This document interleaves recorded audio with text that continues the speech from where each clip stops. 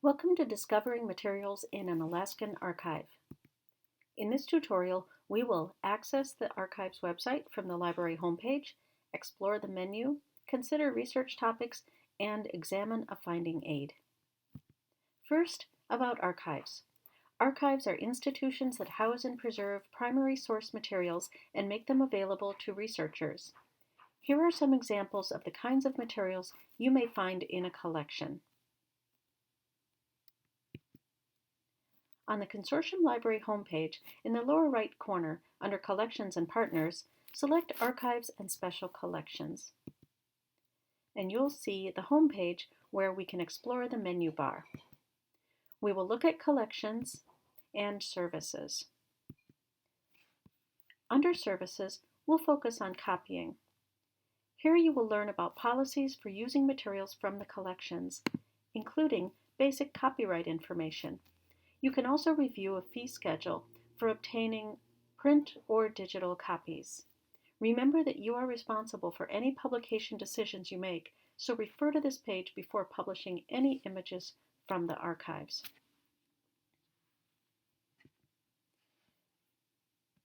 Now let's move to research. Suppose you need to write a paper for your Alaska history class and you aren't sure what you would like to research. The archives has already thought of this. Under the Collections tab, go to Topic Guides.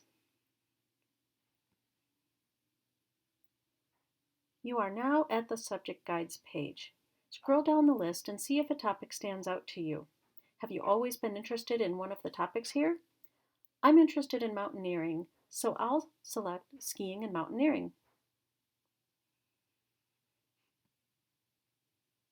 Notice that the subject guides are now listed on the left sidebar.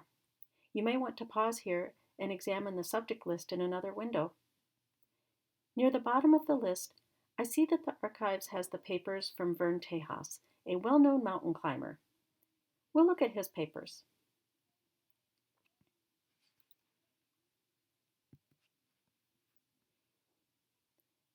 This guide to the papers is known as a finding aid and uses a standardized format that allows the archivists and researchers to easily review the document to see if the collection contains information useful to their research.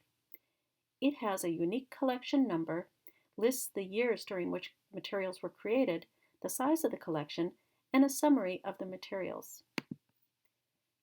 Let's move on to what's in the collection. The collection is arranged into 4 different series based on the topics or formats of materials: correspondence, personal papers, slides and photos, and video cassettes. I might be interested in the correspondence, as well as climbing papers, personal journals, and mountaineering lists. To access these materials, I'll need to visit the archives during their open hours and make a request. In my research notes, I'll list the box number and the folders I want. The archivist will bring me one box at a time, so it's good to know which folders interest me. When I get to the archives, I'll ask for box 1 and start reading. We have now accessed the website, explored the menu, explored research topics, and examined a finding aid. This is just the beginning of our research. The next module will show you how to access the materials in person.